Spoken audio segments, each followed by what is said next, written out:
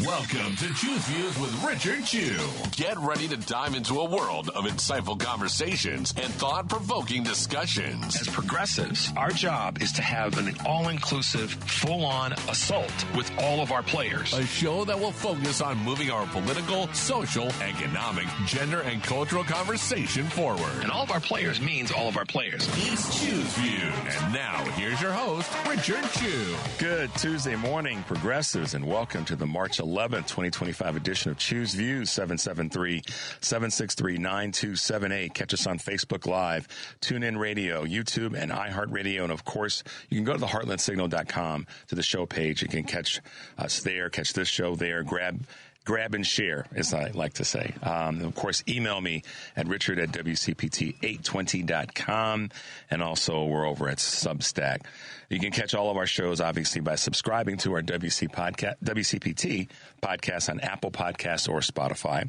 And that's where you can get Choose Views, short versions and long versions in terms of featured interviews that I have had here on the show. And great way for you to find out who's talking about what and then pass it on. We had a couple people that said, "Hey, Richard, I missed your show, or I had questions about that person, or how do I find the person that you had on?" If you go over to the heartlandsignal.com site, you can pull that information from there, which is great. And, of course, Driving Home with Patty Vasquez, Joan Esposito, live, local, and progressive, The Big Picture with Edwin Eisendrath, and, of course, Out Chicago and our other shows and interviews. So make your way over to Heartland Signal. Today, between 2 and 5, Turi Ryder will be talking to Michelle Keller, Senior Director at Farm to Veteran. David Levine, professor at the University of California, Law, San Francisco. Illinois State Rep Hoan Hune, Stephanie Riley, founder of Black Rose Defense, on teaching women how to legally use firearms and probably effectively use them as well. And Dr. Jennifer Gren, infectious disease expert at Endeavor Health, on the measles outbreak, which obviously is a big concern in Texas, but certainly for the rest of us. Live, local, and progressive. Weekdays, 2 to 5 p.m. Central, WCPT, progressive talk for 20 years. We're going to talk about that in a second in terms of the 20 years. And then tonight, Patty Vasquez will be joined by Patrick Watson, executive board member of Indivisible Illinois, and Kirk Bangstead of Minocqua Brewing. Driving it home with Patty Vasquez. Yes, definitely weekdays 5 to 7 Central, WCPT, AM 820, Heartland Signal website. Tune in, YouTube and Facebook. Make your way over there. Tomorrow on our show, we will have the president and CEO of Thresholds, Mark Ishwang, and also our good friend Wednesdays, Kurt Mellett, a.k.a. Hoosier Blue 63. And we will be bringing on a special guest, a little bit of a surprise. I'll tell you guys about that in the morning, or I might say something later in the show today. But you'll want to tune in tomorrow, because Kurt and I will be talking with an up-and-coming young political voice. We talk about having young voices get into the fray, into the mix, and so Kurt and I will be talking with young gentlemen tomorrow in that space. So make your way here. And I said a moment ago about 20 years of WCPT. So we have an event, May 3rd this year, which is our 20th anniversary broadcast at Max and Benny's in Northbrook. Hal Sparks, Joan Esposito, Scott Duff, Patty Vasquez, and I will be there broadcasting live from 11 a.m. to 3 p.m. with special guests. So you'll want to get your tickets for that. It'll be a fun event. Learn more and get tickets by visiting heartlandsignal.com/anniversary. They go quickly, so hurry up. Make your way over there to grab those bad boys.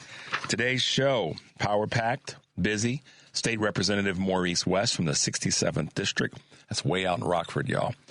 He will be with us this morning. DeMario Cooper and Anelia Mejia, co-executive directors of the Center for Popular Democracy, will be with us in the 7 o'clock hour. And then Abby Vesoulis, you've heard that name before, reporter with Mother Jones, will be with us in the 7:30 hour. So you'll want to stay plugged in and tuned in and have that clicker, that mouse ready to be able to, what's the word I want to use? Forward, grab, forward, share, all those fun words with people who need to have more information in their arsenal to talk to people that we're trying to move in a different direction when it comes to where we are.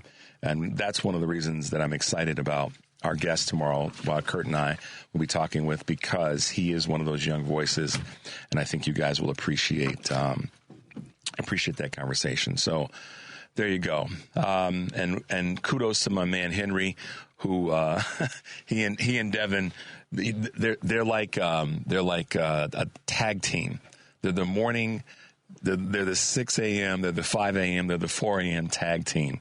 They're here bright and early, and sometimes when they've been putting in a ton of hours, which is every week, they have to trade off a little bit. So if you hear me refer to Henry today, and they're like, wait a minute, it's Tuesday. Where's Devin? It's because they had to do a little trading off, because these guys work hard. So shout out to them when you call in or when you text or whatever way in which you reach out to us. Give my guys some love, because they put in the time. That being said, Henry, it's probably good time for us to make our way over to a little bit of Choose Views news this morning on March 11th, 2025. Guys, I hate to say this, but stock sell-off yesterday was not what we'd want to see. The NASDAQ recording its worst day in 2 years, amid fears, growing fears, I should say, of a potential recession. Fueled by what? The Trump administration's shifting trade policies. And we all know that those trade policies have already started to have an impact with our trading partners. A sell-off in the cohort of large tech stocks, known as the Magnificent Seven, weighed on NASDAQ as Tesla, NVIDIA, and the Alphabet group slumped as well. Meanwhile, Treasury yields dropped, and that's a big concern as well, if you understand the markets and their fluctuation, as investors wagered that an economic slowdown would prompt the Federal Reserve to cut interest rates. All right, so here's some of the highlights. Tesla stock declined 15%, its worst day since 2020. The company now losing half of its value since December 17th's peak. Half, y'all. Half. I don't want the investors to be paying, but you know where I could go with the rest of that statement about who should feel some pain. And I'm not being mean. I'm just talking about what we all have been observing. But that being said, the tech sell-off prompted a rotation into dividend-paying stocks, sending shares of Procter & Gamble and Johnson & Johnson higher.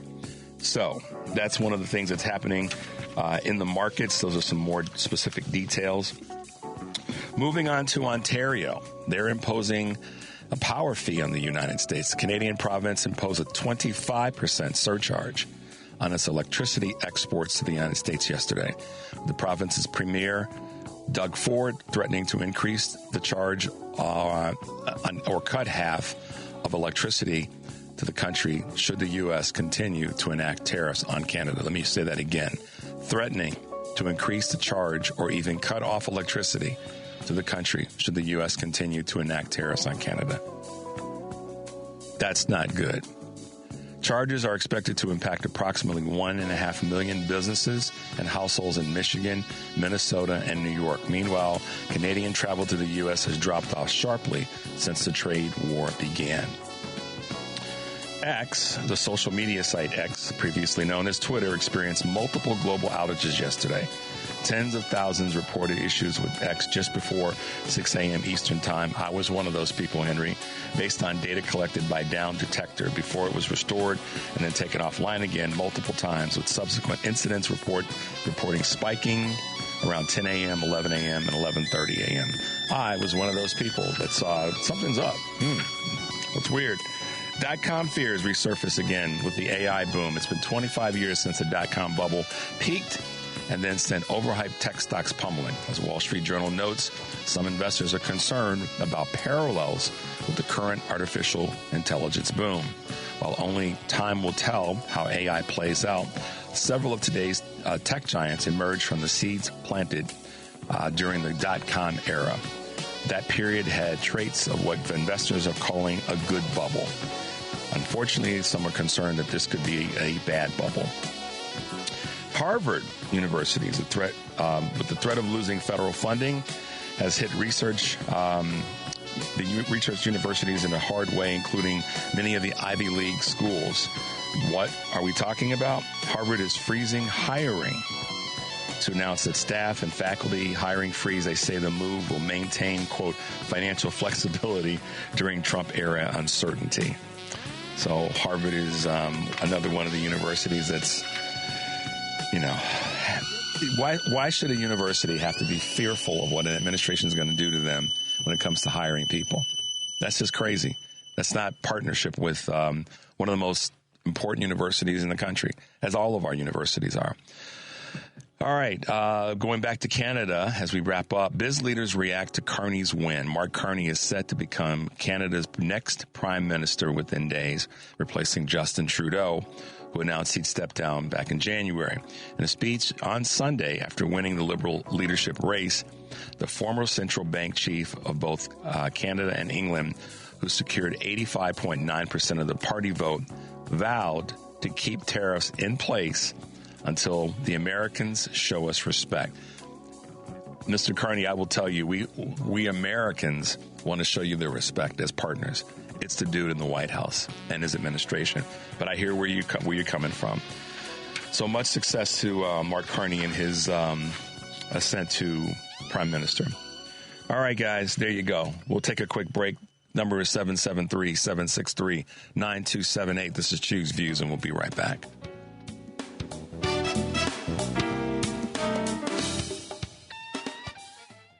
It's Choose Views with Richard Chew on WCPT 820, where facts matter. Hey, progressives, welcome back to Choose Views. Yes, Canada and Mexico are making sure that the back and forth, Henry, on these tariffs it's a waste of time, it's a waste of energy, and some people are saying the phrase "pump and dump" when it comes to the markets is what's really happening. And I'm not going to say that's what's happening, but I know that there are folks who are concerned that it might be going on. So, this trade war, there's no need for it. There's no need for a trade war. There's a need for prudent negotiation, but not a trade war. And I was saying to Henry before we came on the air, hearing this conversation around Greenland, why in the hell are we wasting time and money and resources trying to get Greenland? If it's a question of, let's say it's a question of national security, well, then let's beef up our national security. And I don't mean more money to the military. Let's strengthen some of the things that make our country strong when it comes to national security. Okay, part one. Part two, if it's about resources, we have just a couple of resources to spend money on something that is that far away, not remote. I don't want to say those words, but that remote from where we are in terms of the mainland of the United States. I mean, what's the gain? How many people in Appalachia are going to gain from us getting Greenland? How many people that are in a community in a major metropolitan area that's got blight, and I had to say that with some respect, are going to benefit from Greenland? And so it's a waste of time and energy and resources. We don't need to be spending any time, energy, and resources going after Greenland. There's no conversation. I'll have any conversation with anybody on that subject, and it'll be hard for you to prove to me that we should spend at this point right now on that when the price of the things that he said he was running on and going to fix are not going down in a meaningful way. And Republicans, not just the Republicans, and I'm not counting on Republicans that are elected officials. I yell out to them to do more as I do the Democrats. But it really comes down to people who are, their pocketbooks are still being affected. The dude told you on day one he was going to do X, Y, and Z, and he hasn't done some of the things he has done that are painful, but the things that were supposed to be helpful, he hasn't done it yet. And somebody prove me wrong. All right, Henry, I'm going to give a shout-out real quickly first, and then we're going to grab a couple quick calls since we're tight this morning. I'm going to give a shout-out to Paula out in St. Charles. Paula sent me something yesterday that's really cool. I mentioned it very quickly yesterday and from a text, but she sent an email as well. We should have a daily running tally of taxpayer dollars that are spent on golf by Donald Trump.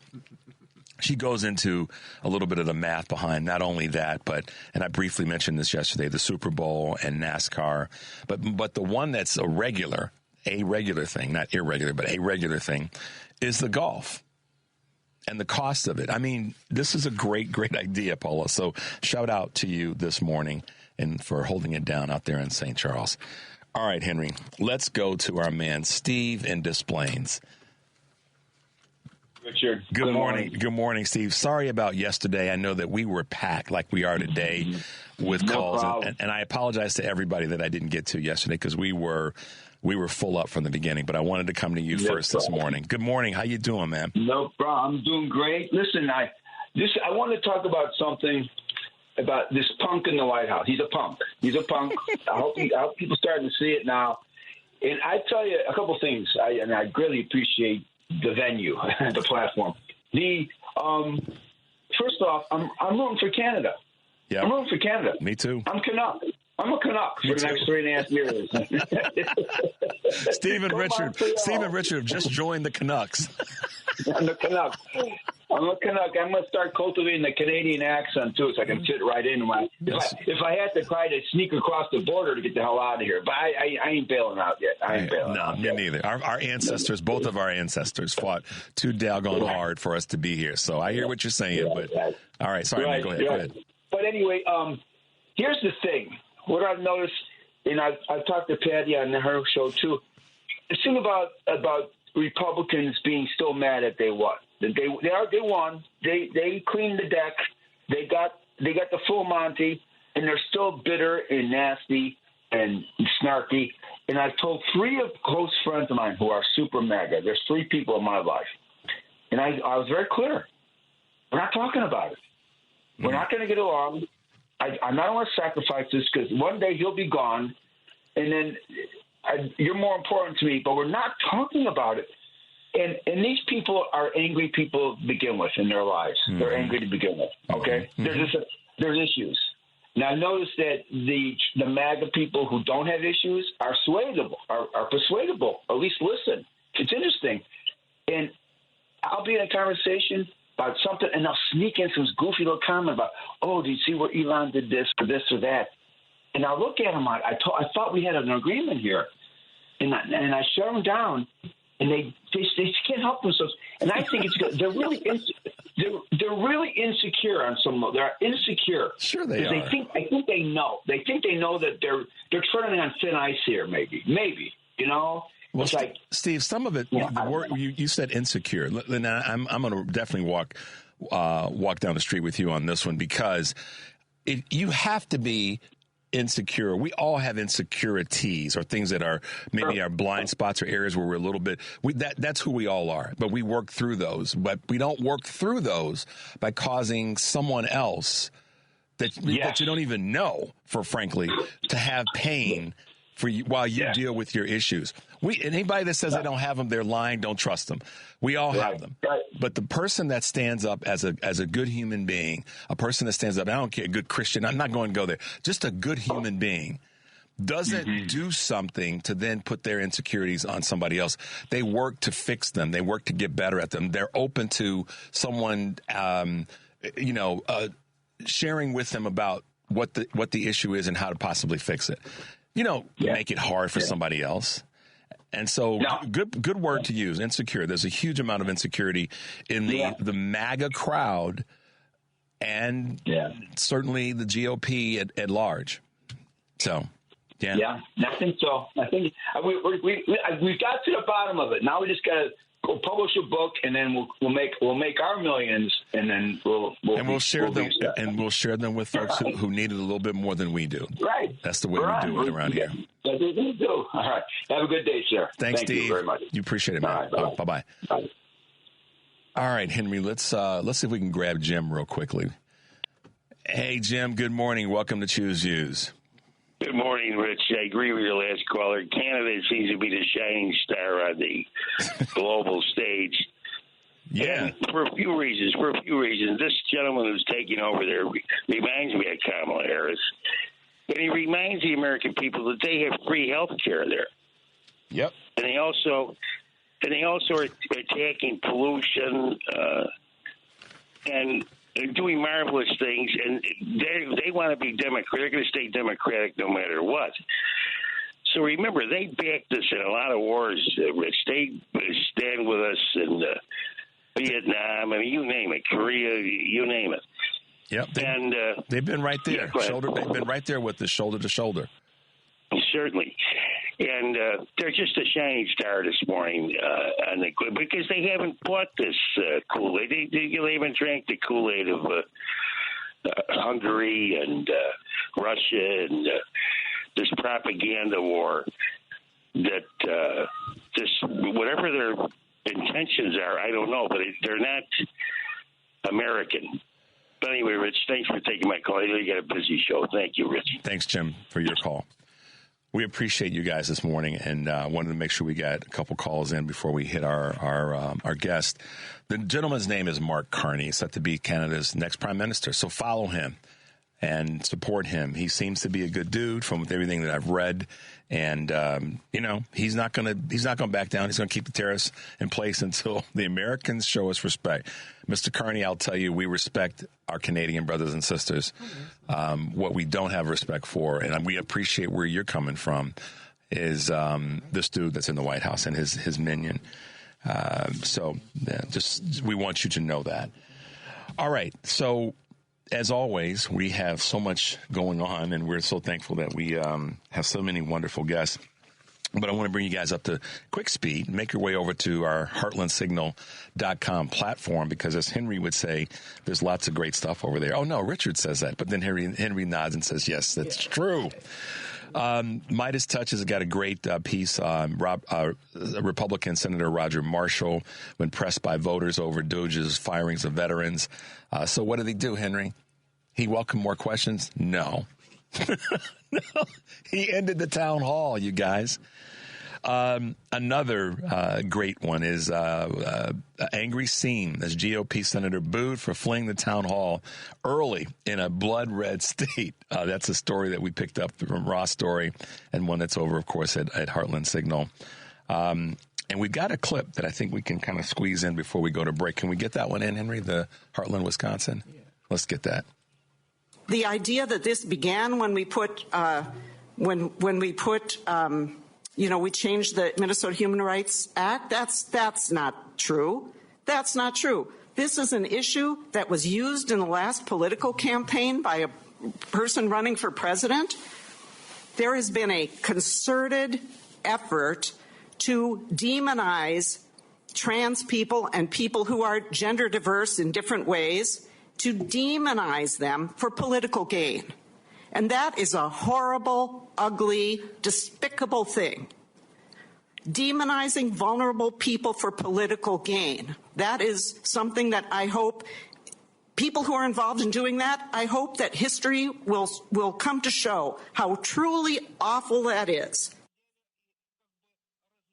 I apologize. That was Minnesota State Rep Tina Liebling up in Rochester, speaking out against transphobic hate from Republicans that are, part of her Republican state caucus.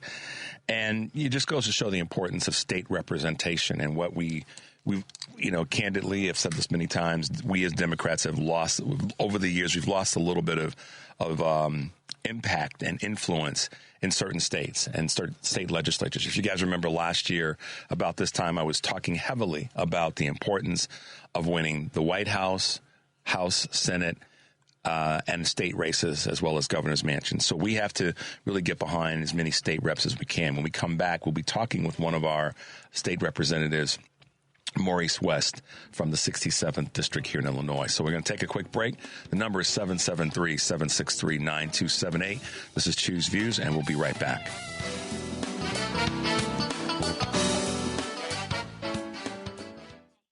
You're listening to Choose Views with Richard Chew on WCPT 820, Chicago's Progressive Talk. Welcome back, Progressives, to Choose Views, 773-763-9278. Good to hear from Jim this morning, as well as our good friend Steve, who may be heading off to class shortly. I don't know, but state representation is important.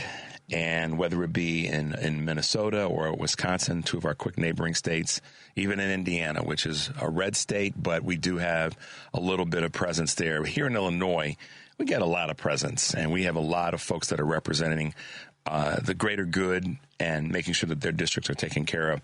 One of those folks is state representative from the 67th district, way out in Rockford. I say way out in Rockford, but if you're in Rockford, it's not way out in Rockford. But welcome to the show, State Representative Maurice West. Thank you so much for having me. How are you? I'm doing great this morning, and I did what everybody, not everybody, but so many people will do. They'll go, well, Chicago's the center of the universe, and everything. I know, right? So story of my life. I'm used to it. I had to catch myself, Representative. But welcome. It's all good. Welcome to the show, and first and foremost, thank you for your hard work, and you've just really been a representation of the importance of representation, and you know what I mean by that. I dive to the deep end of the pool when it comes to topics. Representative Maurice West is African-American representative, not that he doesn't represent the entire district, but he is one of those voices and faces that is a representation of good leadership. And you've done such a phenomenal job in your district and for the state at large. Take a moment, kind of introduce yourself in your own words and talk to us about, why you decided that it was your time to get involved and to be the representative that you've been for the 67th district. Well, first, thank you so much for having me. It's an honor to be here with you. And that question is quite refreshing, and I appreciate it. I've been a state rep since 2019. However, I've been in politics since 2013. I lost twice seeking out city council and a community college trustee race. However, what got me into politics was way early in the morning, I just woke up in a cold sweat and felt like I had the need to run for alderman. That's how it started. And I did not know what an alderman was, so I seeked it out and saw what it meant and saw what kind of impact it can make on the people I love. And the main focus was loving the people that I wanted to represent. So that's what led me down the path of politics. That's exciting. I mean, you woke up in a cold sweat. It made me, for a split second, we almost played some James Brown music when you said that. But may I ask the question when you said, thank you for that refreshing question, what did that mean to you? Well, typically people don't want to know what got you into politics. They just want to know what you're doing in the here and now. And so that's why I thought it was refreshing. Just to reminisce on how I got into this arena and to remember why I'm here, Yeah, I do. And that's one of the things that I want folks to be able to do when they come on our show is to feel comfortable. Let's talk about a little bit about you, how you got to where you are now, and also the why. So talk about the why. Why now, you've been doing this for a little bit of time. Mm-hmm. What are your whys right now? Why do you stay in the fight right now as a state representative in the state of Illinois? Well, I'm quite unique as well. I'm also a member of clergy. I'm a preacher, politician. And just listening to what you were saying before I jumped on, I can relate to that because people looked at me a certain way because I was a preacher, because it's what a lot of people from the church is saying, using hateful rhetoric. And so one thing I've been trying to do is let my actions speak louder than my words, and allow people to understand that, showing God's love to me is ensuring that everyone is supported by the laws that we have in the state of Illinois at the same rate, at the same level. So that means I have to advocate strongly for the LGBTQ community. I have to advocate strongly for women's rights. And even if the church looks at this wrong in a negative light, that our laws need to reflect equity and equality. And that's what the Constitution demands of us. And so it's, a fine line of hypocrisy, and I don't want to be that person to step on that line, but to show a difference in that manner. That's a powerful statement, Representative, and the reason that it's powerful is that I say this oftentimes. You can't, Monday through Saturday, run around, excuse my language, but I'm going to say it this way respectfully, causing all this hell and chaos and then run into the church, whatever faith you are, on Sunday. Yeah. I mean, I know that's the sort of the premise for a lot of people is that there's Monday through Saturday, they're running around causing all this chaos, and then they run into the church on Sunday asking for forgiveness. 100%. Now, I get that. Mm-hmm. I get that. And a person that is of spirit and of faith, I understand that.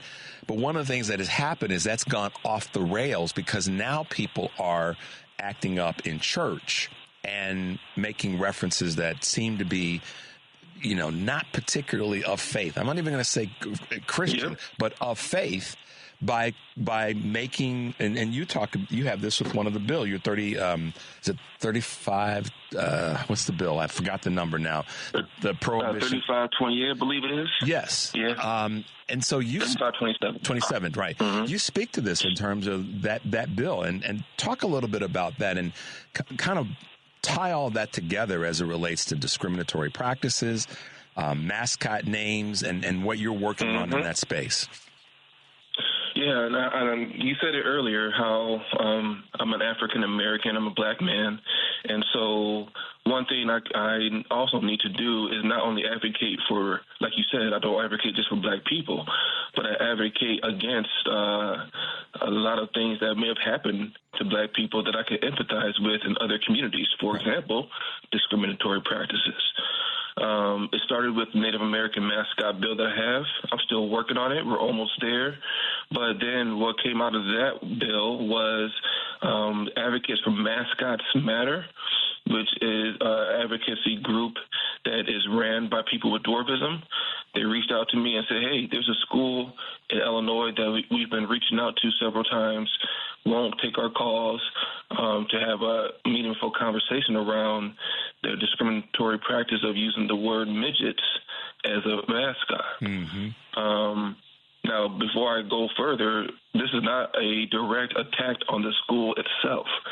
Traditions, history when we look back on history, we know that we were very lenient on traditions and very okay with the fact that some traditions made, weigh heavy negative weight on certain communities, such as this one. But, a lot of the community members are looking at this within the eyes of tradition.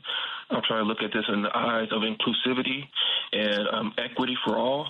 When you are relying heavily on the tradition of this mascot, there's a community of people that feel a certain way and feel a negative impact from it.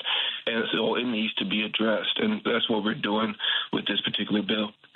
It's an important bill, not just in the specifics of it and the group that it's talking to and trying to protect, but to your point earlier about, I think one of the many blessings of being an African American man is that we understand discrimination and we faced it head on all of our lives, and it forces us in a good way to be empathetic and sympathetic to other groups, other folk who may have been put into into the sites of discriminatory actions.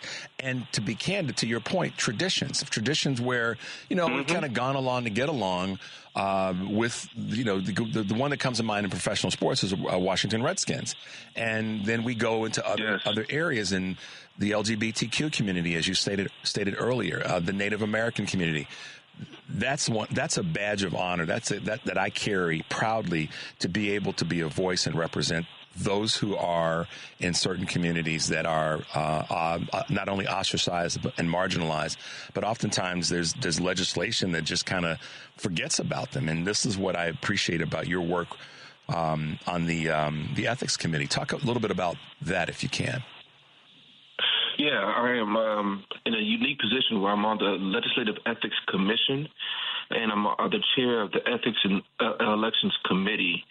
And I've been a member of both essentially since 2021. I've been working on ethics in the General Assembly and the House of Representatives, and it's not a topic that people think is enticing. But at the same time, it's a topic that's very important, especially in state government. Coming in, my number one objective, one of my main objectives, I should say, was to restore state government by operating differently than what we saw in the past. And especially in light of the fact that I was a preacher as well, I knew there was a different reason why I was under the dome as a state legislator. And so my true test came back right at the beginning in 2020 when an FBI cloud was hovering over the head of the former Speaker of the House, who had a national record of how long he served as a Speaker of 36 years. And because of my upbringing, because of the reason why I was there, and because of my desire for high ethical standards, I decided to not be a member I decided not to vote for him again and put myself and 18 other members essentially on a proverbial chopping block until we figured out a way to vote for the first black speaker of Illinois' history, Emanuel Chris Welch. And so all that came down to 19 individuals looking at the ethics of that situation at that time. And so, ethics might not be enticing when it comes to a legislator who may want to get involved, but it's important because we need to restore that bridge and strengthen that bridge of trust between state legislators and state government and the residents of Illinois. So ethics is very important. And thank you for that, because you're absolutely right. And sometimes, the word ethics, like you said, is a sleepy one. And it's not one that's necessarily very enticing, but it is very important when we talk about how our legislators, how we all have to perform and how we have to be. But when you're an elected official, as you well know, the standard, the bar is raised. And right now, when we compare, we lay that word over what's sort of the national spotlight. And I know that you're a state representative, but you are a man with a big brain. So talk to us a little bit about what you see when it comes to ethics on a national level right now politically. It has taken a backseat, in my opinion. I am baffled by the fact that we are totally okay with the most powerful man in the world having 34 felony counts under his belt. It baffles me that that was something that we were looked favorably upon, or even just ignored when people went to the ballot box. And now this is what's happening. It's frustrating. It's scary. And being, like you said, I'm a state rep with a big brain, but my reach of impact can only go so far as a state rep. I can speak a good game. I can be loud on the microphone, but right now there's a great many of people who need bite more than bark, and we're just not seeing it on the federal side.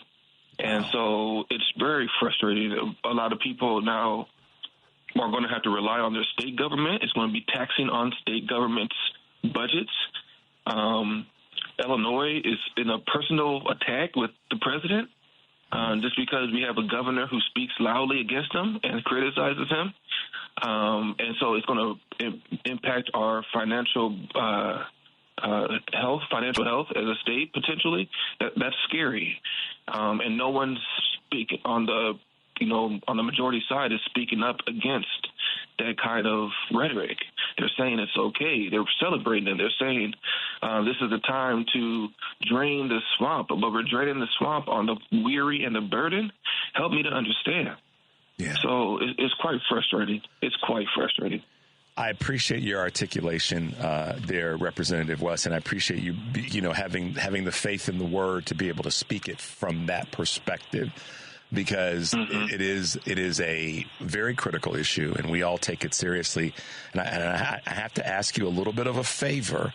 I'm going to borrow something from you because now you've said it. I'm going to use it. Henry, who was our board engineer, nodded his head too when you said right now we need more bite than bark.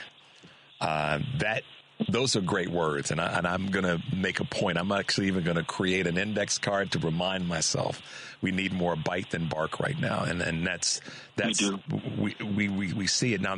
When I want to ask you this question in that space on a state level, we've got some biters. We've got our governor who's biting. We have our lieutenant governor who's biting. Yeah. We have our county officials, our AG, Kwame Raoul.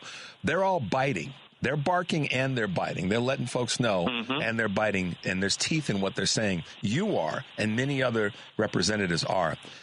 How are we holding up as a state? Because we know the federal dollars do impact us. We're a big state. We have the third largest city in the country, and the list goes on. Second largest county in America. How are we holding up? That's what folks in Illinois want to hear. And I'm sure people in other states that throughout the country that listen to us want to know, how is Illinois really holding up? That's a great question. And in my opinion, Illinois is holding up just fine. It's going to be tumultuous in the sense of we had a budget address about a month ago from the governor. With the expectation that we had over a $3 billion deficit. And that deficit mainly came from the fact that we had so many federal dollars from the coronavirus that we were putting out into the communities. Well, that deficit is now actually just shy of, I think it's $1.8 billion. And I know that sounds like a lot, and it is. But now we're going through the process of the General Assembly of balancing our budget. And this will be the, I believe, 7th or 8th balanced budget that I've been a part of since 2019, a balanced budget that led to 9 credit upgrades since 2019. And so Illinois is in a good financial outlook. And the laws that we have are going to protect the most vulnerable. But that's the scary part for me. If you ask me, it's one thing to put a fence around Illinois and say we're fine, but then there's Wisconsin, there's Iowa, there's Indiana that's touching us, there's Missouri, there's other states just connected to Illinois, where there's people who have laws that are different from what we have. They have a financial impact that looks different. And so if we are the United States, I'm trying to find out how, with the federal government putting so much pressure on the states to make such big decisions, it's going to divide us because some states are going to do it, some states are not going to do it. But here in the state of Illinois, I would say that we are looking good. We just have a lot. We have to sit down and take our time on figuring out the deficit that we have and how we're going to budget it, how we're going to balance it. But I'm confident that we're not going to balance it on the backs of people. Yeah. We're going to find a way to balance it in a different way. Those are great words for the soul. And folks who are listening anywhere in the country, I appreciate what Representative Maurice West is saying there. We're not going to put a fence around Illinois. We know our impact is strong. The fact that we are contiguous to a number of states, and I always include Michigan in that because of the water is it's not a barrier, it's a connector. But the point I want to kind of grab on your coattails on is this: that we are a leading state. We've got strong officials, from the governor, the lieutenant governor, the AG, comptroller Mendoza, our county officials. Representatives like you, Mayor Johnson, the list goes on. Our folks, just like during COVID, and you were in the throes of that, have come together and said, we're going to stand up strong and proud. And I would say, and I'm not saying this just because it's Illinois, but because of the data backs it up, when we have good representation, to finish up where we started off, like you, Representative West, the state of Illinois is really kind of the shining light on the hill right now when you look at other states in the country, because we are doing the work to make sure that we're inclusive, that our legislation is improved, that our budget is right and getting better, and we're electing people like you to office. So I am so proud that you are one of those players. And I'm one of my promos is all of our players means all of our players, and you're one of them. And I'm very proud that you are, and so happy about the work that you're going to be doing. The folks that are listening and watching, how can they find you, follow you, say, hey, Representative West, keep on doing what you're doing? I appreciate that. You can find me at my website, staterepwest.com. And my email is the same, Maurice@staterepwest.com. If you have any, if you want to reach out, I'm more than happy, and I would appreciate it. But I am committed to this fight. Even as a member of clergy, you just gave me confirmation that I have to keep just being vocal from this vantage point, from this angle. So thank you for that. But it's time to hunker down and keep doing what we got to do. So I appreciate the emails of encouragement, but if I even get phone calls of disdain, being of hate, I still got to keep moving forward. So for the sake of the community. So I appreciate this time. This has been a great conversation with you. Absolutely, Representative West. We're going to have you back to give us an update on your bills and the things that you're working on, and to keep doing what I say that we have to do, which is to prop you guys up as much as we can. So thank you for being with us this morning, and make it a great rest of the day. Thanks, Representative West. Yeah, you too. All right. I appreciate everyone. You too. Bye now. What a cool dude, Henry. What a cool dude. And he almost felt like he had to apologize for being of clergy and being a member, being a politician, but he navigates those two very well. So, guys, State Representative Maurice West from the 67th District, way out in Rockford.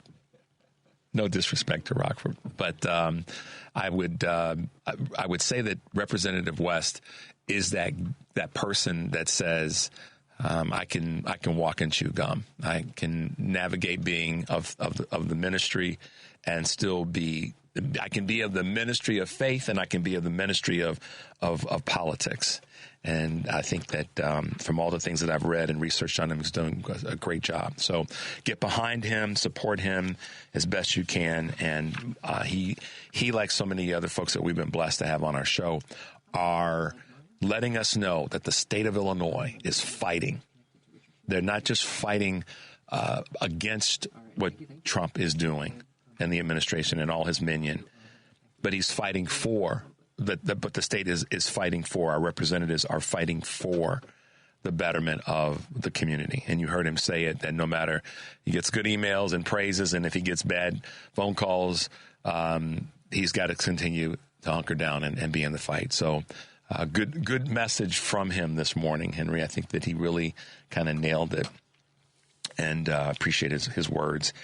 How we doing on time? We good? Okay. All right. We got our next guest getting lined up, so we'll be ready for the break. Henry, there's we were talking about Canada, and I know that this is possibly in our bank. Do we have the video or the clip from Doug Ford, Ontario? I wanted to play that one. I know that we do have it available. We do? Oh, cool.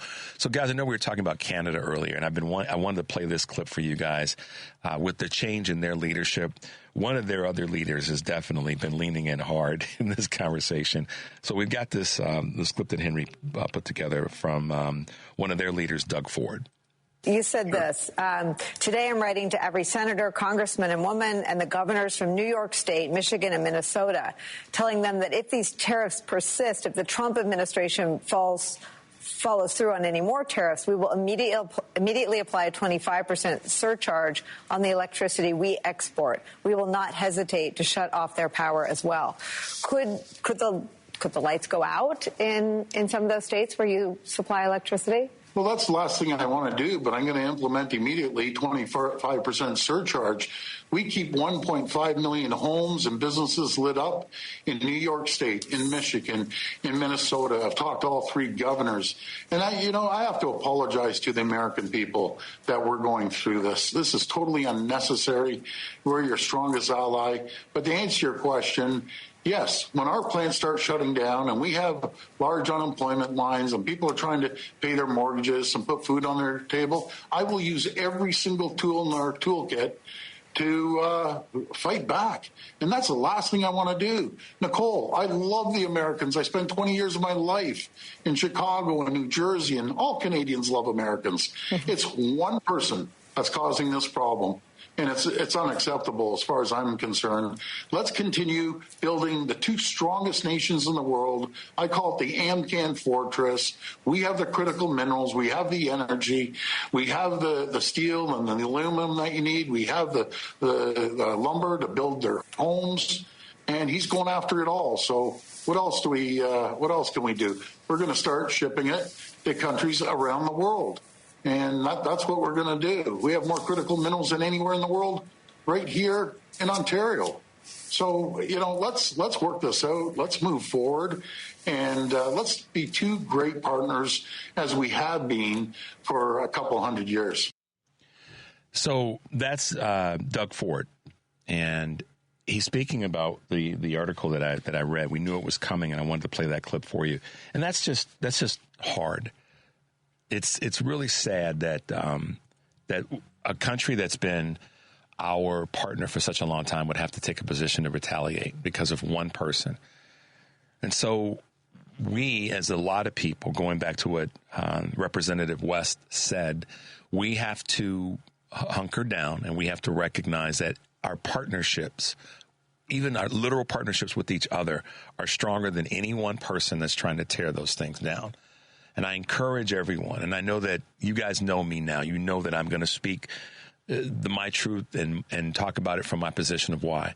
And when we hear something like this from one of our partners telling us that he knows that it's not the American people, there's 78 million that might be the ones that caused this. But that being said, he knows that it's not us. He knows that it's a person and in their administration. So rally behind that as best you can, to know that the Canadian leaders know that it's not the individual citizens. And I got a text, Henry, from one of our listeners that said that they have a good friend in Canada, and she told me that there are a lot of Trumpers there. There are a lot of Trumpers. We know that. There's a lot of, sort of MAGA-esque Republicans in many places in the world. We know that. But the greater good of people in Canada, the greater good of people in the country, in the United States, are not. They just voted in a way, many of them did, that was out of fear, out of blind, willful ignorance, and some bias. So let's remember what Doug Ford said. We know it's not the American people. His point being that we're not upset with the American people. We're upset with one person. All right, guys, we are going to take a break, Progressive. 773-763-9278 is our number. When we come back, I'll light it up again, so be prepared. We got some great information we want to share with one of our guests that's been with us before. That would be none other than DeMario Cooper. 773-763-9278. We'll be right back.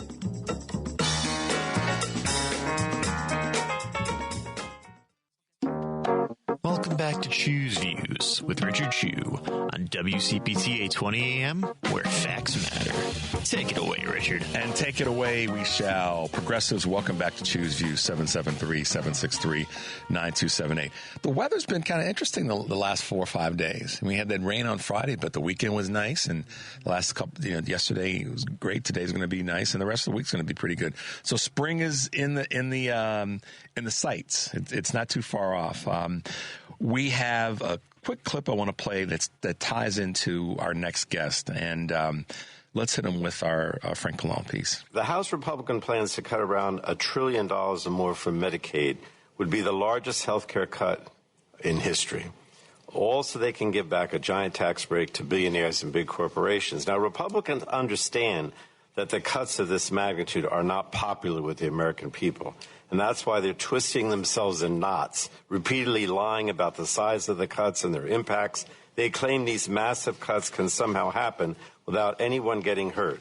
And as the ranking member of the Energy and Commerce Committee, the committee with jurisdiction over Medicaid, let me set the record straight. First, the committee is being directed to find at least $880 billion in cuts. The only place the committee can find that kind of money is Americans' health care. Second, there is simply no way to cut hundreds of billions of dollars in federal Medicaid funds without taking health care away from millions of Americans. And if you doubt me, myself and Congressman Boyle, ranking member of the Budget Committee, received a letter from the CBO yesterday. In that letter, they said, or they made clear, that almost all of this $880 billion plus of this money in our committee would have to come from Medicaid. There is no way around it. But yet Republicans falsely claim that they're just targeting so-called waste, fraud, and abuse. But we know the truth is the Republicans will call anything waste, fraud, and abuse just to justify taking people's health care. And the reality is that states cannot absorb hundreds of billions of dollars in Medicaid cuts in whatever form they take. At the end of the day, states are basically left with three options to address their holes in the budget. One, they cut people off Medicaid. Two, they cut the people's benefits. Or three, they cut payment rates to providers, knowing it will close hospitals, nursing homes, and community health centers. That was a New Jersey House of Representative member or Congressman Frank Pallone. On the line with us is becoming our new friend and one of our regular guests, and that would be none other than Demario Cooper, who is one of the co-executive directors of the Center for Popular Democracy. Good morning, Demario. Welcome back to the show. Good morning, Richard. It's always good to be here. How you doing? I'm doing great, man. And we had this clip, and I was like, I said to Henry, we've got to get that clip in right before we have Demario on, because I know that you're going to have some things to say about that. But take a quick moment for those who may not have been familiar with you to just kind of reintroduce yourself to our audience and our listeners so that people throughout the country know who you are.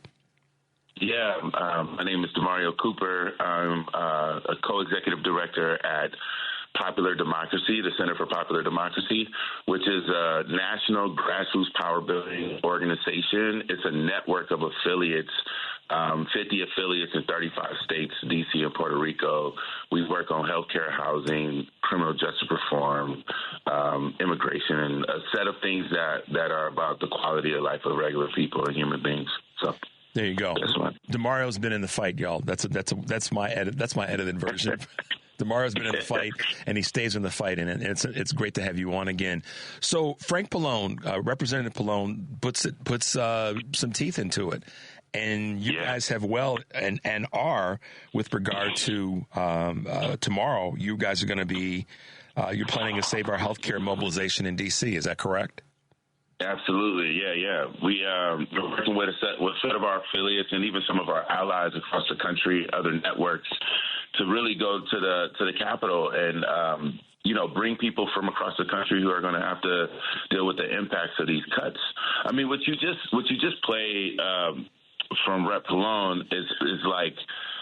It is a clear understanding of what's going on right now. I don't know any other way to say it. The things that he said, I would boil down into like it's a grift. You know what I'm saying?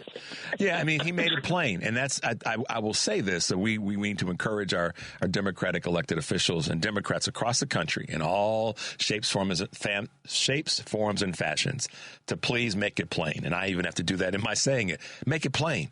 Real simple. Yeah. It's a grift. It's a grift, period. Yeah. And when he talk about what he said, and I love how he put this, the only way they're going to get this money is to do damage to some of our legs to the stool. When he talked about the healthcare system, talk about that from your vantage point and what you see is happening that people need to be aware of. Yeah, I mean, the first thing people need to understand is that he's saying a number like $1 trillion or over 800, almost $900 billion. These are hundreds of billions of dollars that take care of like 80 million people who depend on their health care through the system. And the thing is that, there's no way to take that amount of money. And I think people need to understand, like, when somebody's hustling you, they always tell you that the radio or the speaker works, right? Like, but they keep telling you over, you're like, hey, this cord looks frayed. They're like, no, it works. But really what we're dealing with is a massive transfer of wealth. Right? Like these folks who are in office, I say this over here again and again, man, I do not believe these are Republicans. And these are Confederates, man. These are people who are not interested in government. They're not interested in debate, and will do anything they can to continue to take the American people's wealth and resources in order to enrich their friends and themselves. They say Elon Musk is finding and cutting fraud, waste, and abuse. But the truth is, Elon Musk is cutting regular people. He's cutting you, the people who are listening to the show right now, out of the equation, out of the budget. And budgets are value statements. In the end of the day, a budget is a value statement. If you want to know what someone or a community or a country cares about, look at where they're spending their money. And right now, the American people have to realize that these people are not considering you. They do not value you. They do not value us when they think about how the money and resources of this country get spent. And so for us, this means that regular people actually have to stand up. You have to call your legislator. The Democrats who are what did my son's grandfather said that what did he say? They're sponge backed. Piebacks. yeah, right. Like spineless. Like you have to stand up right now. And if you're an elected official and you're questioning whether or not this makes sense, let me say from you to all the regular people that we talk to, all the regular people that we work with, that it completely does not make sense. You should stand against this, right? Like you cannot be a part of taking people's health care. We cannot be a part of destroying our school systems, trying to make sure people can't learn and read. Yeah. It's just. It's absolute insanity. And the thing that you said a moment ago, calling this Republican Party, this GOP party, not that, but they're Confederates. Take a moment for those of us in the cheap seats, no disrespect to anybody, put a little bit of salt and pepper on that for us. So I would say, we could rewind a little bit and clarify it that, a bunch of people were upset when a black person from your state or who used to represent your state became the president of the United States. At that moment, there was a challenge to this person's citizenship saying, is this an American? Is it not American? And then an entire movement got created called the Tea Party that really was about trying to find some retribution for the fact that they felt they were losing the franchise. And this is just the truth, right? Like we can have a straight conversation. Then those folks were co-opted by another group of corporate elites and people who have always taken the pain and suffering of working class white folks and used it for the benefit of corporate enrichment and wealthy people taking more of the services from working people, right? Because there's this thing called racism in this country. So then they build this party and then they look at the two and say, oh, if we go over there, we can pull that party using this, Southern strategy or, Lee Atwater dog whistle to pull the party to so far to the right that then we can begin we can put our people in and those folks can do the bidding of wealth and capital. And so what I'm saying that they're Confederates, what I'm saying is that they're using, when they say make America great again, they mean before the Civil Rights Amendment, before the Reconstruction Amendments, before the 13th, 14th, 15th Amendment. That's the America they're trying to get to. And we need to be aware that means that the responsibilities of the government to regular flesh and blood humans was different prior to the 13th, 14th, and 15th Amendment. And so when I say they're Confederates, I mean they are the descendants of people who were traitors to this country, who were traitors to the Constitution, who tried to split and leave this country, right? This is the legacy of them using race, xenophobia to try to separate the country. And so under any circumstances, when you think about it, there's literally a South African sending emails to government employees, to people who help veterans, telling them that they don't have a job. That's not an American thing. No, it's not. That's not a patriotic thing. So this is what I'm saying. When I say these are Confederates, these are people who are not interested in the protections and the privileges and the things that we have as Americans that are protected by our Constitution because they're trying to break it right now. It's right. No. I wanted you to define that. That's why I asked you to put some salt and pepper on it, because people forget quickly about history and how in our lifetimes, yours and mine, DeMario, and I'm a little bit older than you, that this is real. This is real-time garbage that's just being repackaged, if you will. And when you said moving the party so far to the right that they can put their people in, I talk oftentimes about when you remove something, if you don't fill it with what you want, it'll get filled with something else. And that the Republican Party is filled with a lot of they move themselves so far to a point that they can't recover now, and they've gone back to their Confederate days. There's no question about it. A couple quick other things that you said in that, which are critically important. Taking away benefits and services and things that are needed, that are important for people to sustain themselves. Republicans' budget is designed to do that. And frankly, when you talked about Musk, a South African who's destroying parts of our country, let's just call it what it is, y'all. He's destroying parts of our country. He wants to, based on the actions, kind of take us back to an apartheid-esque slave-like state. I mean, are those words wrong? I don't disagree. I mean, the guy he said that folks who receive health care, people who are helped with being taken care of, working class families, kids, and seniors. Medicaid covers 40% of all children in the United States. This person said that these people are the parasite class. Yeah. Right. So tie that to what you said earlier about numbers. So if 80 million people, let's put some light and math on this for everybody. 80 million people will be affected in a negative way by this budget. So let's break that down, guys. Let's just say that 50%, that's not all. How do I want to put this? Just election numbers. 78 million people roughly voted for Trump. 75 million roughly voted for Kamala Harris. So if 80 million people are going to be affected by this Republican budget in a negative way, not in a positive way, that means essentially half of each of the voting blocks are going to be affected by, if we just use simple math and not get too into the weeds, are going to be impacted by that. So part of this, though, DeMario, and I know you see this, is that the voters are responsible for some of this carnage, because if 80 million people are impacted and we split it down the middle, half on the left, half on the right are going to be impacted by it. And that's, go ahead. I'm sorry. Well, no. I mean, that is the point. When you think about how many people in rural areas are going to get hurt. States that use Medicaid, that expanded Medicaid, saw fewer uninsured residents, stronger hospitals, and better health care, right? Like the states that were able to do it. And now you have a situation where they're taking this away. You're talking about less urgent cares. You're talking about less people being able to have medical coverage. And the thing about it is, to that number around the folks who voted, or the 78 million, there's another 90 million who didn't even participate. So 30%, 36% of the electorate didn't participate.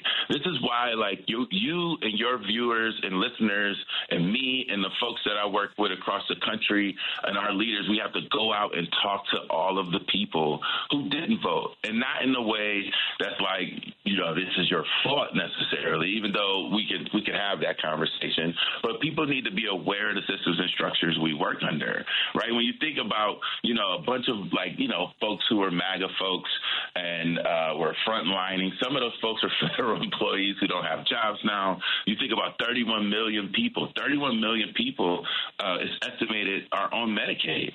Right? There's more white people on Medicaid than any other race, right? But those same folks think that when they made the vote, or when they chose to be a MAGA person, that we were talking about somebody other than them. They forgot that they're in the working class, and that the wealthy are always trying to exploit our labor and our resources.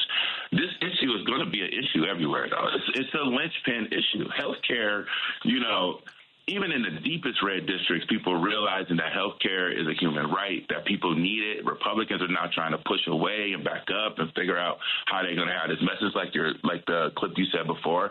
They're twisting themselves and not trying to figure out how they're going to give these massive tax cuts without actually taking money out of Medicaid.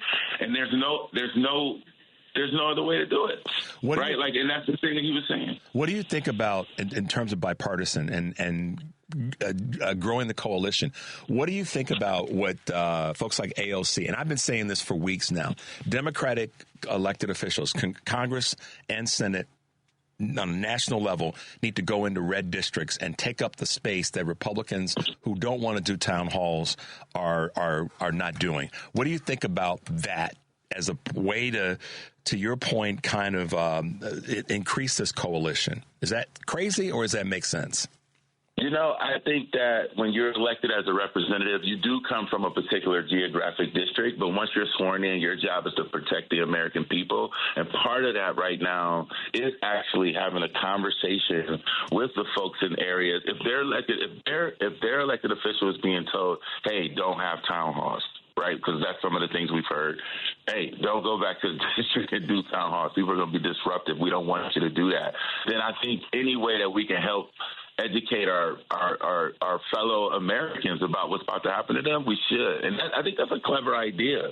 I mean, one step further would actually be that people go and actually knock doors, find groups in smaller areas, find groups in districts that are red, and there are people like you, like me, and on every place in this country, and they might need some support right now, right? Like they may need some help, not go knock doors, having a conversation.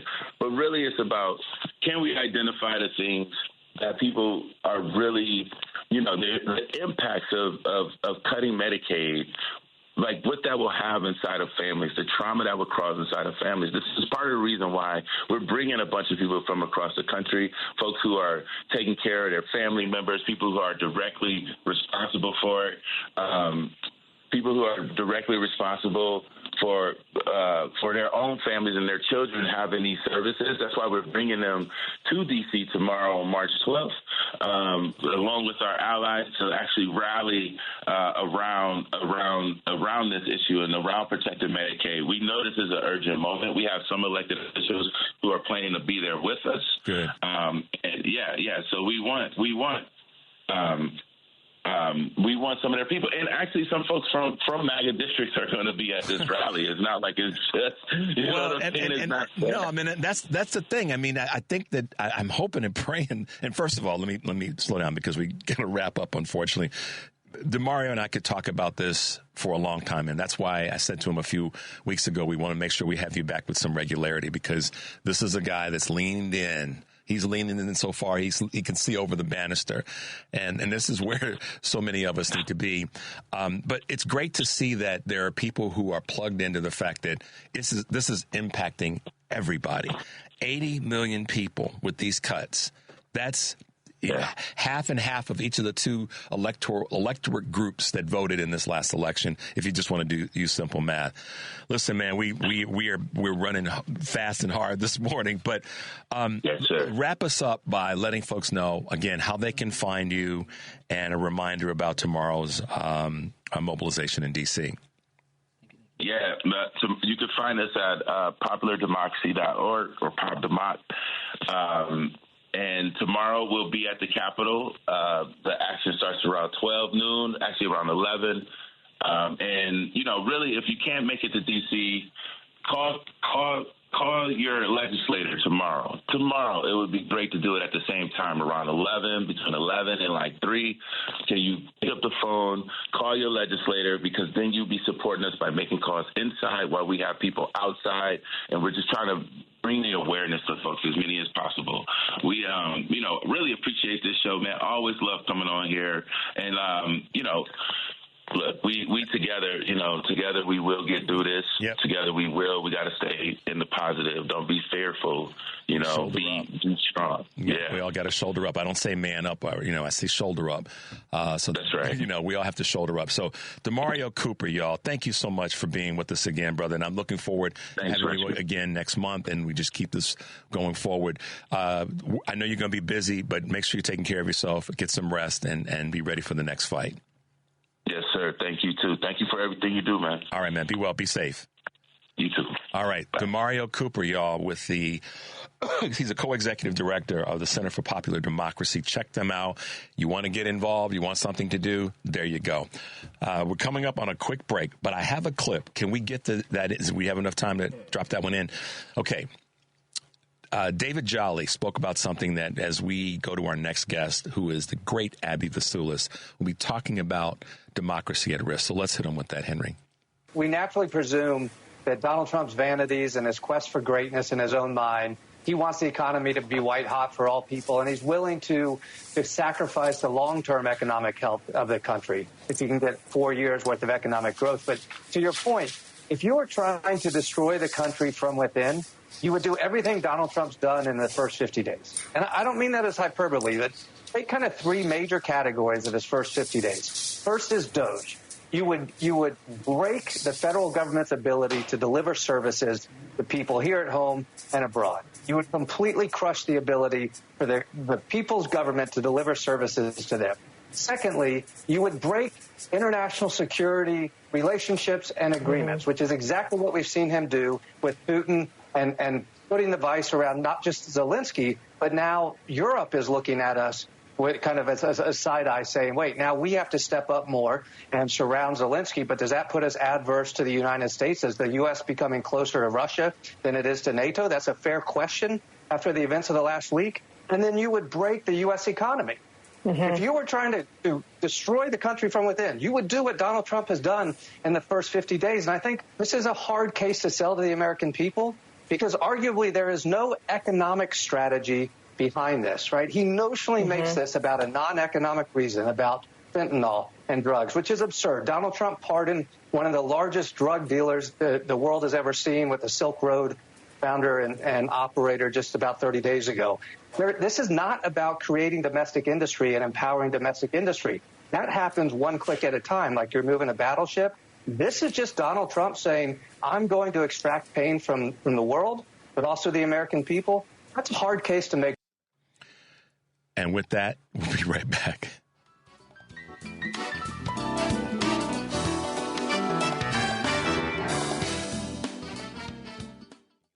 Welcome back to Choose Views with Richard Chu on WCPT 820, Chicago's Progressive Talk. Hey, progressives, welcome back to Choose Views. One of the top publications in the nation is Mother Jones. One of the top organizations when it comes to media and information is Mother Jones.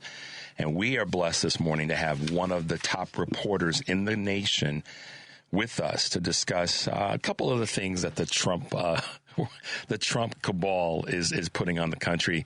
And that would be none other than Abby Vesoulis. Good morning, Abby, and welcome to Choose Views. Good morning. Thanks for having me. Absolutely. So many people recognize your name. They may not really and they recognize Mother Jones, but they may not really recognize kind of the reporting and the work that you do. So take just a brief moment and introduce yourself to our audience here on Choose Views. Sure. So I'm a national politics reporter at Mother Jones, and covering national politics means that I have lots to do these days. There's never not a story to be writing. I've been focusing a lot on kind of the gutting of the federal government under DOGE. I've also covered Congress and campaigns in the past, but there's definitely always something to write about these days. Without a doubt. How did you get your start, not just with Mother Jones, but as a reporter in this space? How did you really kind of say, this is where I want to go, this is what I'd like to do? Way back in undergrad, I attended Ohio State University, and at the time, Ohio was a swing state. And so presidential candidates would come through hosting rallies and things like that. And being up close to history being made, I thought was really exciting, but also really important. So when I graduated college, I decided that I was going to try to pursue political journalism for a few years. Even then, it was a not so great journalism job market. As you know, there have been a decline in journalism jobs over the last 2 decades. But I thought I would give it a whirl, and if it worked out, then awesome. And if not, then I would recalibrate. But luckily, I got my start at the very beginning of the first Trump administration, and likewise, there was a lot of news happening then. And and I've been in political journalism ever since. So my whole professional career is, I guess, thanks to Trump in a weird way. That pause, Andy, that pause was great. It's like, do I really want to say this, Shaw? Do I really have to say it? All right, I'm going to go ahead and say it. But to your point, and thank you for letting folks know a little bit more about a little bit of your background. I think that's important. You're so well known, and the work that you do is so critically important because you guys go after the deep stuff. You dig in, and I use the phrase oftentimes. Your sleeves rolled up, elbows deep, in the space of journalistic reporting, particularly when it comes to politics. So let's talk about a topic that you just recently leaned into, and that's this whole thing about NASCAR discriminating against white dudes. Let's talk a little bit about that. I'm just so curious what you found, what your take is, and what this group that's accusing NASCAR of discrimination against white dudes. Sure. So, like I said, I've been really in the trenches of covering the kind of collapse of the federal government, and one of the agencies that I was really interested in seeing how DOJ was going to tear apart is the Equal Employment Opportunity Commission, the EEOC. And for those not familiar, that agency, it's a relatively small one, but its explicit purpose is to enforce anti-discrimination laws that companies engage in. So if you're a workplace and you're discriminating against an employee, employees can then go to the EEOC and file complaints. And if the EEOC finds merit in the complaints, then they can take your employer to court and punish them for that discrimination. So it's a really important group. And I was kind of worried about how the Trump administration would use it. Because, as you know, the Trump administration doesn't seem super concerned about discrimination against marginalized groups. And so in talking to a bunch of EEOC employees, they mentioned that I should look into something called commissioner charges. So commissioner charges are when one of the 7 commissioners, one of the 7 lead people at the EEOC can, on their own, set out to investigate a company for potential discrimination. So these don't have to come from the workers themselves. They can come from news reports or nonprofit reports or just general rumors.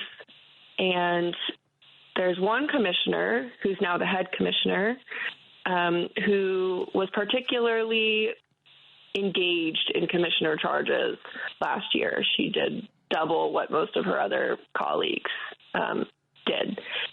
And so what EEOC employees were nervous about was that Andrea Lucas, this head commissioner, would use commissioner charges to go after companies for what they describe as DEI-motivated discrimination. And they even added a tag of DEI-based discrimination to their internal logging system. And so DEI-motivated discrimination would be things like discriminating against somebody because they are not part of a minority group. Colloquially, some people refer to this as like reverse discrimination. Mm-hmm. And here we have a cameo from Stephen Miller. He's the senior Trump advisor. He was partly responsible for the child separation policy back in 2017. But he, in between the Trump administrations, created a legal nonprofit. And one of the things that nonprofit did was file complaints to the EEOC alleging various companies of doing this DEI-motivated discrimination. So they alleged to the EEOC that NASCAR was discriminating against white men by having a couple internship opportunities for more diverse candidates. They allege that the NFL, when the NFL interviews diverse candidates for coaching positions, specifically Black applicants for coaching positions, that was discrimination against white coaches who wouldn't get the opportunity to interview because a diverse candidate took their interview slot. And all kinds of companies, from Lyft to Dick's Sporting Goods, they filed 24 or so of these letters to the EEOC.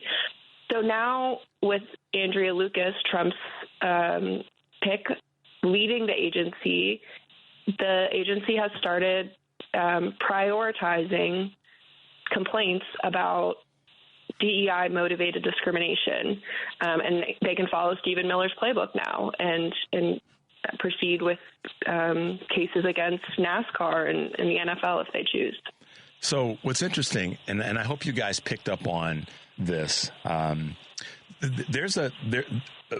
oftentimes say, Abby, and thank you for breaking that down, I oftentimes say pay attention to the things that you are directed away from. In other words, don't watch the shiny object, because there's other things going on over here that are taking away and need to be paid attention to. So, for example, I can't think of his first name, but his last name is Bloom, and he's an attorney that is at the tipping point of part of this conversation around affirmative action, what he likes to call affirmative action hires and DEI hires, and he's leaned into this in the sports arena.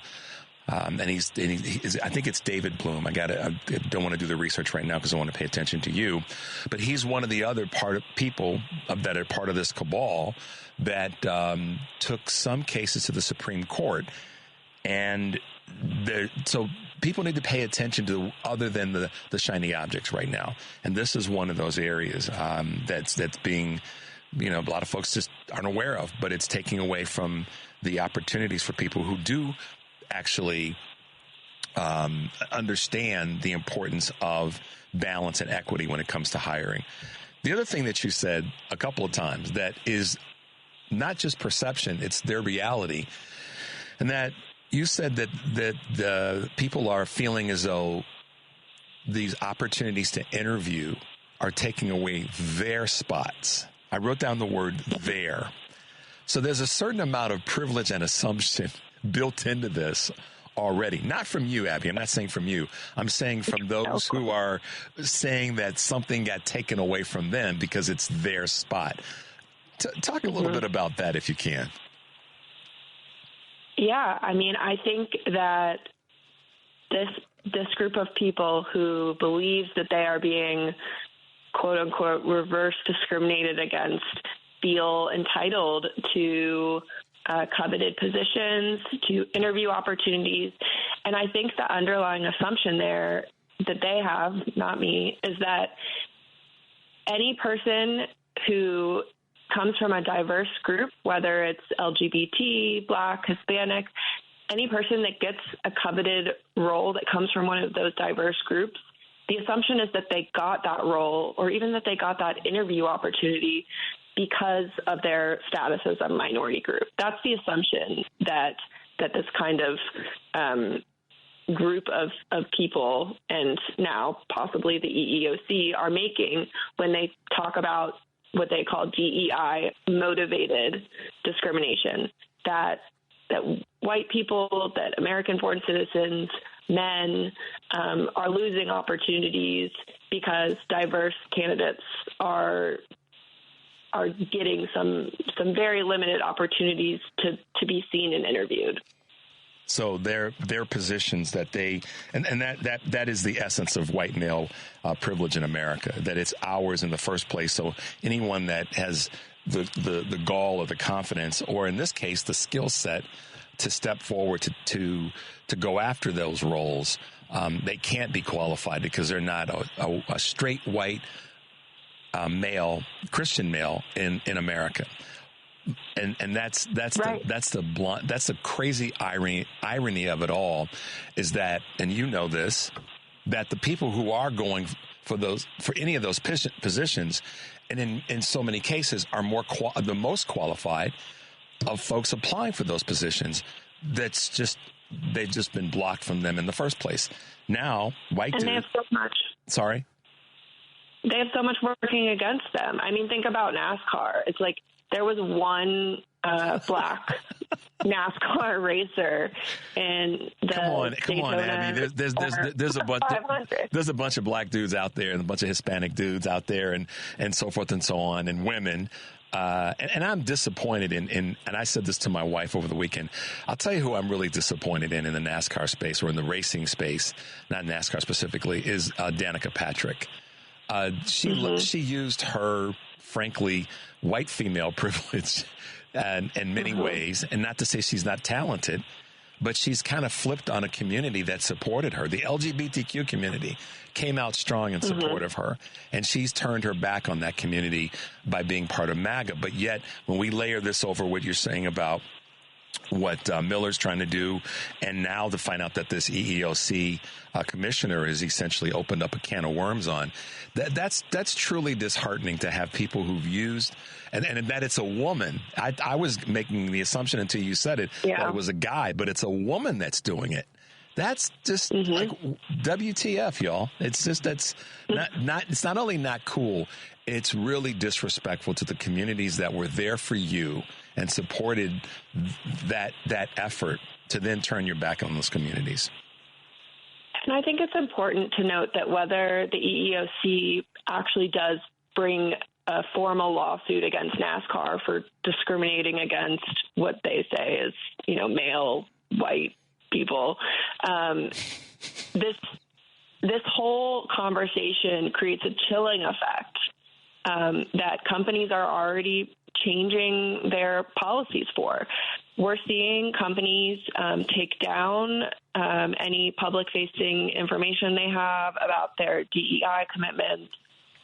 We're seeing companies and also the federal government just kind of cancel the employment groups, like affiliation groups. Like if you're a black young professional working in finance, companies are taking away groups that allowed you to talk with other black young professionals in finance. They're removing DEI information from their investor reports. So even programs just about belonging together and being together, companies are afraid that will get them accused formally in court of discrimination against non-minority groups. What's crazy about that, Abby, and I know you know this, but one of the person's name that I was looking for, his name is Edward Bloom. I know that name has come across your desk in research. So the thing that's crazy about that, when you say that these groups are being eliminated, or these ability to support groups of, a couple of black men in finance talking at work and supporting each other, at the end of the day, what strikes me is, on any street corner in America, if you see 5 or 3 black guys standing and talking, somebody wants to interrupt that, because it's like, what are they doing? Or if you see, frankly, a group of women talking, and suddenly white guys want to get in the middle of that and interrupt it and mess with it. And flirt with them rather than just leave them the hell alone. And the list goes on of whenever white maleness in America is threatened, specifically Christian, right-wing, hardcore maledom in America is threatened, they lose their damn minds.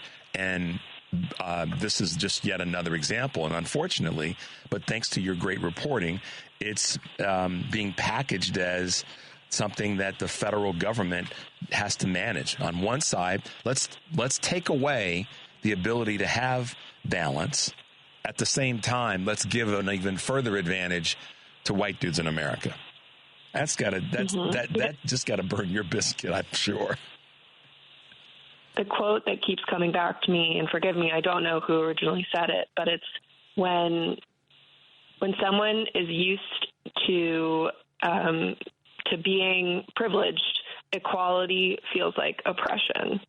Yeah. And I think that's kind of what's at the root of the story that I wrote, but also the entire mood around D.C. And I think we especially saw it after that tragic plane and helicopter collision in D.C. Trump immediately said, oh, this must be because of DEI hires. It must have been women or people with disabilities that caused this horrific crash just because they existed as employees. Yeah. So I have to ask you this question as we wrap up, and I look forward to having you back. You've been great. Your work is phenomenal, Abby, and I've followed and read you for a long, long time. But I want to ask you this question. So when you hear that kind of conversation and rhetoric from Trump, and then you look at the electorate, and I'm just using rough numbers, 78 million voted for him, 75 million voted for Vice President Harris, former Vice President Harris. And then you see the things that are being taken away in terms of our previous guest talking about Medicare, Medicaid, and so many other benchmark backboard systems. What do you think about the electorate? I mean, we know we've got some folks that were elected that are off their rocker and that are trying to cause harm and taking away things and then putting things in place to protect businesses, accused of anti-discrimination. But what are your thoughts about the electorate? What do you sit back and go, wow, how do you assess that, Abby? I try to give people as much grace as I can. And I think when people voted for Trump, both this time and last time, not everyone, but I think some of those voters were operating out of a sense of fear. They were afraid that they couldn't afford to raise their families. They couldn't afford to retire. They couldn't afford to buy a house one day. And at the same time, they were confronted by a war of disinformation and misinformation, and even, interference from Russian operatives. And together, that combination led people to make a choice that they thought would maybe keep them safe without realizing the repercussions of Medicaid cuts and cuts to food benefits, things like that, Social Security. And so I think that it would not be a good use of time to think of our, fellow people in this country as wanting to hurt their peers, their, immigrant friends and community members, their low-income friends and community members. I think that people were operating out of a sense of fear, and they may have been misguided. And so the job of everyone else is to try to guide them to the truth and the factual information and the repercussions of the policy actions happening now. Yeah. And you take a very heartfelt, introspective way of looking at it. And I go there sometimes, too. I try really hard to go there and say, I understand that these are the things that were, we had someone on recently talking about the numbers of people. And actually, let me be specific. We had a person on from Leaving MAGA, which is a group that was created by a gentleman named Rich Logis. And one of the guests that we had on talked about the brainwashing that took place.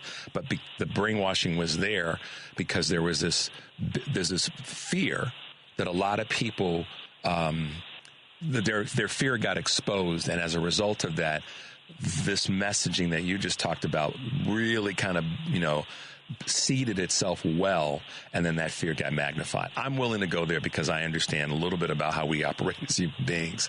And so now we've got this massive number of people that are going to be negatively impacted by absolutely horrible legislation and, executive orders. So it's tough, but I appreciate the fact that we have an Abby Vesoulis out there doing the work, sleeves rolled up and elbows deep to keep reporting in this space. And it's great to have you on the show, Abby. Thank you for taking the time. Can you, as we wrap up, let folks know how to find you and how to follow you?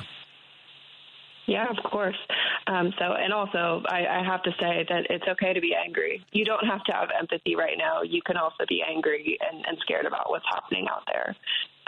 But you can find me at motherjones.com and then at Abby Vesoulis on Blue Sky, and the same handle on X or Twitter, but I don't really use that anymore. So mostly Blue Sky and Instagram. Absolutely. Well, Abby, we'd love to have you back, and I know that our listeners would love to have you back. The text messages that I'm getting right now are like, more. So thank you for being with us, Abby. Have a great rest of the day and a great week, okay? You too. Thanks. All right. Bye now. Wow. What can I tell you? I'm just going to stop as best I can because she filled the void in a lot of spaces. And, a lot of people may not agree with what she was saying about giving folks grace. I asked her that question because I wanted to hear her opinion, how she approaches. That doesn't mean everybody is going to fall in that same space. But recognize one of our jobs is to give grace to people who are trying. And Abby is more than trying. She's leaning in hard. Follow her, guys. She writes great material. Two of her latest articles, Trump administration moves to protect businesses accused of anti-trans discrimination. Think about the craziness of that. And another one is a right-wing group accused NASCAR of discrimination against white dudes. It's a blueprint for Trump. So you can check out her work at Mother Jones. And I think you'll be more than impressed. You'll be very informed. The person I was speaking of earlier, and I give a shout out. I got stuck in my own words that I was talking about in terms of civil rights, a conservative activist, attorney is Edward Blum. All I'm going to tell you guys is to Google him. His name is Edward Blum, spelled B-L-U-M. He's originally from Michigan, Detroit area, metropolitan area.